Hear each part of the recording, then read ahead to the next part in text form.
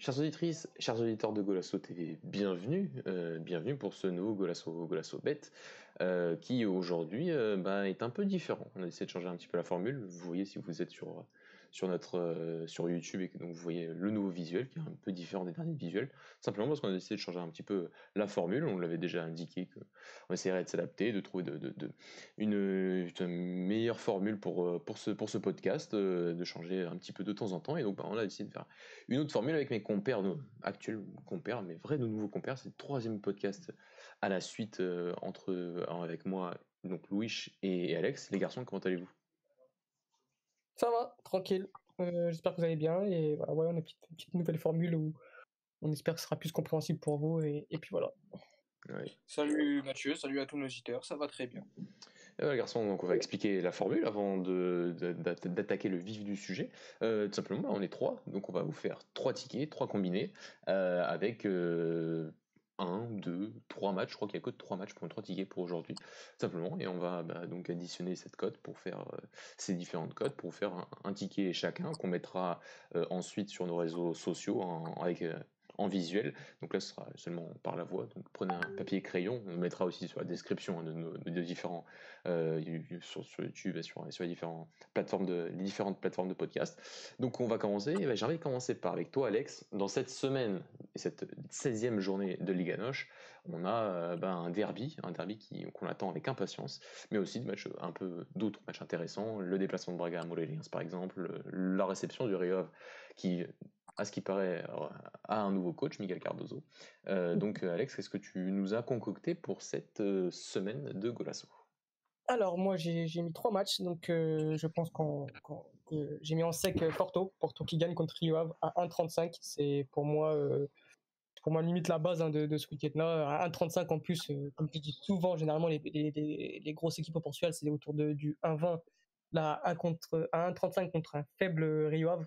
Donc voilà, c'est peut-être qu'il y aura un nouveau entraîneur, oui, en la personne de Miguel Cardozo, mais il changera pas tout en 2 jours. Donc quand on a vu Rio Ave depuis l'arrivée de Pedro Cunha, c'est quand même assez faible. Surtout contre le Sporting, c'était vraiment catastrophique en première mi-temps. Donc ils ont réussi à tenir le match nul.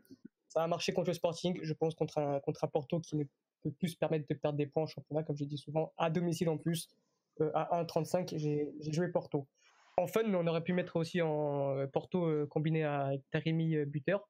Et malheureusement, il n'y a pas les buteurs encore sur les bookmakers. Donc voilà, peut-être que le jour même, il y aura possibilité de faire ce combiné. Mais pour l'instant, il n'y a que Porto en sec. Donc Porto à 1,35. Combiné avec. J'ai joué Sporting ou match nul. Voilà, j'ai joué les dynamiques. J'ai joué aussi par rapport aux absents. Même s'il y a beaucoup de retours du côté de Benfica. Je pense quand même qu'ils ne seront pas tous prêts pour ce grand match. Et surtout, on a appris comme quoi Jesus avait le Covid. Du coup, il ne sera pas sur le banc. Pour moi, ça aura forcément son importance. Sporting est sur une bonne dynamique. Sporting aura tous ses éléments. Donc voilà, après, on sait que c'est compliqué de jouer ce genre de match, mais vas-y, je prends le risque. Et j'ai mis donc Sporting ou match nul côté 1,38. Et enfin, en dernier match, j'ai joué Passos qui gagne et remboursé 6 matchs nuls. Voilà, Passos qui est quatrième pour l'instant, si je dis pas de bêtises, hein, avec un match en plus. Non, qui est cinquième, s'il te plaît. Cinquième, pardon. Ouais. Merci. Donc cinquième et qui est parti pour faire la même saison record que sous Paulo Fonseca. Donc voilà, ils sont sur une très très bonne série. Contre un Gilles Vestienne qui a plus de mal, je vois pas ce Passos perdre ce match-là. Donc en gros, ça fait 3 matchs et ça fait une belle cote à 2,91. Donc voilà, ça sera mon combiné du week-end. Alex, merci. C'est vrai que Passos c'est sur des temps de passage affolants, enfin pour son histoire en première division. Donc ouais, ça dépasse même la saison de Paulo Fonseca, enfin sur les débuts. Après, est-ce que ça se confirmera tout au long de la saison? On l'espère pour eux, mais ils ne sont pas quatrième et ils ne le sont pas à la fin de la saison. Ils sont quand même sur 4 victoires de suite. Ouais, sans prendre de but. C'est la donc première fois de leur histoire qu'ils prennent pas de but pendant 4 matchs en première division. C'est donc à mettre au crédit de l'excellent travail de Pep, mais on n'a pas attendu ce goal à Sobet pour en parler, Alex.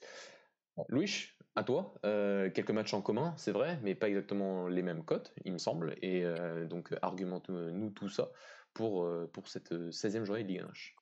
Tout à fait. Bah déjà, comme a dit Alex, la base pour moi de ce week-end, ça va être le Porto à domicile contre Iwave.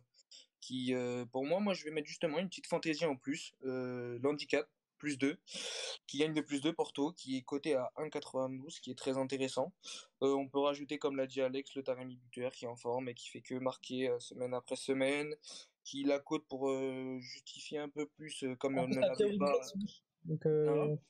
la théorie des ex, en plus, il va affronter son ancien club. Donc, Tout à fait, tout à fait. Et t'as raison, Alex. Et en plus de ça, il va avoir une cote environ 2-2, je pense, comme il l'avait au match précédent.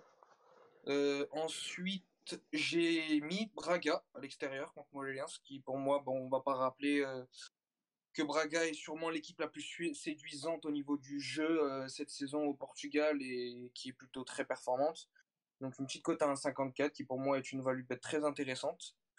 Et pour finir, j'ai mis but pour les deux équipes entre Sporting et Benfica qui est coté à 1,70 qui est pour moi une très belle cote et je suis quasiment sûr à 100% que les deux équipes vont marquer.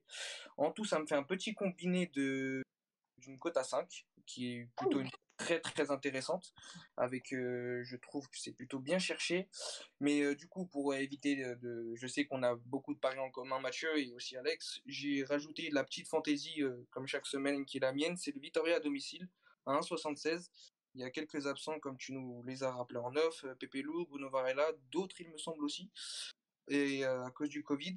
Mais je pense que à domicile, ça devrait le faire. Et le 1,76, je trouve que c'est une très belle cote. Attends, donc Gougou, je répète comment tu fais pour obtenir une cote de 5? Alors, tout simplement, combiner Sporting Benfica, but pour les deux équipes 1,70, Sporting Braga à l'extérieur 1,54, Porto qui gagne de 2 ou plus 1,92, cote à 5. Voilà, ça c'est mon combiné de base. Ah ouais. Ah non, parce que moi j'avais pas 5 en fait et j'ai quasiment la même chose. Ah non, non, c'est vrai, j'ai pas Braga, c'est vrai, pardon. Donc ouais, non, cote Pas à de 5, souci. donc tu fais mieux que moi dans la cote, mais peut-être que passera pas. Surtout Braga à Moreirense. Euh, non, Exactement. le Braga à Moreirense, la 1,5, enfin pour moi le 1,54 en fait il est pas assez élevé par rapport au risque qu'on a de perdre ou de faire un match nul dans ce stade si petit, si difficile Je suis à aller d'accord. chercher des points et c'est pas le problème que pour Braga, c'est un problème pour quasiment tous les grands. Même s'il y a Vasco Seabra aujourd'hui à Montpellier, c'est que ça joue déjà depuis quelques saisons un peu moins derrière tout le match quand ça reçoit un grand à domicile. Donc c'est aussi un point à prendre en compte. Merci Louis pour ce combiné, ce ticket. Et donc on va passer à moi, donc j'ai quasiment plus rien à dire, c'est gentil les garçons. Mais pourquoi expliciter un petit peu, oui, le Porto, c'est par deux handicaps aussi, par l'handicap de deux buts, donc par deux buts d'écart comme Louis. Parce que le Rio Ave est sur une dynamique mauvaise, simplement. Ils ont gagné un match par-ci par-là avec Pedro Cunha, il me semble, il y a deux semaines, mais ça reste une équipe qui vient encore de changer d'entraîneur et qui a énormément de difficulté à marquer des buts. Et j'ai envie de me penser que le Porto à domicile, ça marquera quand même, ça marquera deux buts à domicile et ça n'en prendra pas vu la faiblesse de l'aspect offensif du Rio Ave cette saison, qui d'ailleurs n'a plus que 3 jours pour acheter un attaquant, étant donné qu'ils n'en ont même plus un, puisque Bruno Moreira est parti pour le Timoulins, donc il faudrait un peu se dépêcher.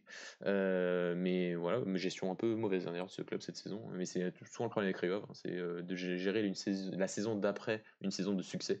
Et c'était une saison de succès l'année dernière, et là c'est plus difficile. Et ce théorème aussi se confirme. Ensuite, comme Louis, j'avais aussi le Porto, enfin pardon, le Sporting Benfica, les deux équipes marquent. Simplement parce que déjà, je trouve que dans ces deux matchs, dans le genre de derby, il y a toujours c'est rare que aucune des deux équipes ne marque pas. Après, c'est peut-être que ma mémoire, mais je me dis que ce match peut être facilement un peu chaotique. Déjà pour les absents qu'il y a du côté de Benfica, par le côté, pas l'entraîneur, enfin pas Jesus sur le bord du terrain. Donc, mais juste un but d'un côté et de l'autre, ça ne doit pas être trop demandé pour ces deux équipes, même si les derbys ces dernières saisons au Portugal sont pas exceptionnels en termes de qualité de jeu.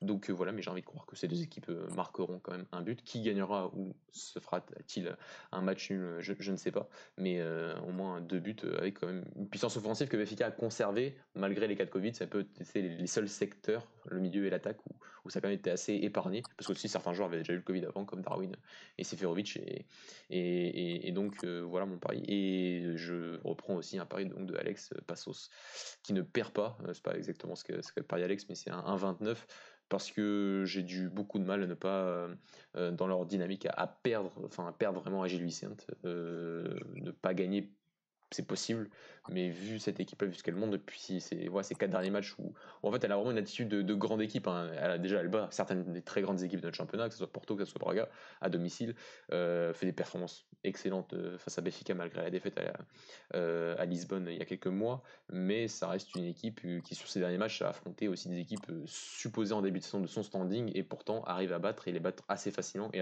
avec vraiment beaucoup de très très belles manières, comme la semaine dernière face à Maritimo avec une victoire 3-0 quand même à Madère.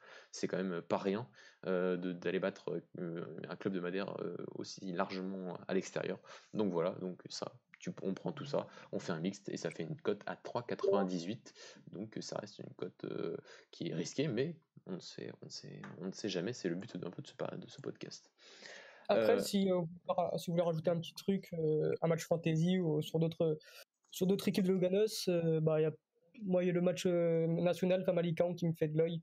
On sait qu'à Famalicão c'est compliqué cette saison. En plus, il y a leur meilleur joueur pour moi, donc Gustavo Assunção qui est incertain. Le terrain là-bas au national est quand même un très mauvais état. Donc je pense que le moins de 2,5 buts combiné à national qui perd pas, qui est coté à 2, voilà, pour ce match un peu qui sort un peu des trois gros. Hein, je pense que si vous voulez jouer un peu ça, parce qu'on sait que généralement les bookmakers ne suivent pas trop le championnat portugais, je pense que celle-ci elle peut être pas mal. Très intéressant, j'avoue. Et bah, c'était le pari fantasy d'Alex. Est-ce que vous avez un buteur cette semaine, les garçons? Louche, t'as déjà dit Taremi, donc on va essayer de trouver quelqu'un d'autre. Alex, est-ce que tu vois un buteur, un joueur, t'es sûr qu'il va marquer ce week-end? Moi, Taremi aussi. Je pense que Taremi a trouve-moi un autre quand même. Un autre bah, quand même. Un autre. Attends, je réfléchis et. Est-ce que Sporar va enfin marquer? Non. Moi, c'est clair. Moi, c'est clair. Non, peut-être Poligno, faut quand même qu'il commence à scorer un peu plus en Liga NOS contre un Malalens qui risque d'avoir de l'espace. Donc, peut-être Poligno qui marque en Liga NOS. D'accord, c'est bien parce que j'ai posé cette question et j'ai pas de buteur actuellement en tête. Je cherche. Je sais pas trop. Hein. Allez, j'ai envie de dire Douglas Tank. Pas mal. Allez. Ouais. S'il ne signe pas Braga d'ici là, vu les rumeurs farfelues qu'on a eu hier soir, hein, quand même, sortent même pas des 3 journaux portugais, ils ont été pris de court. À ce qui paraît, Poligno voudrait aller au Sporting, magnifique. Mais on en reparle dans 3 jours, les garçons. Est-ce que vous avez, je sais pas si, je pense que vous avez encore un pari à rajouter. Et on n'est pas dans le podcast des mentions spéciales. donc les garçons, merci beaucoup.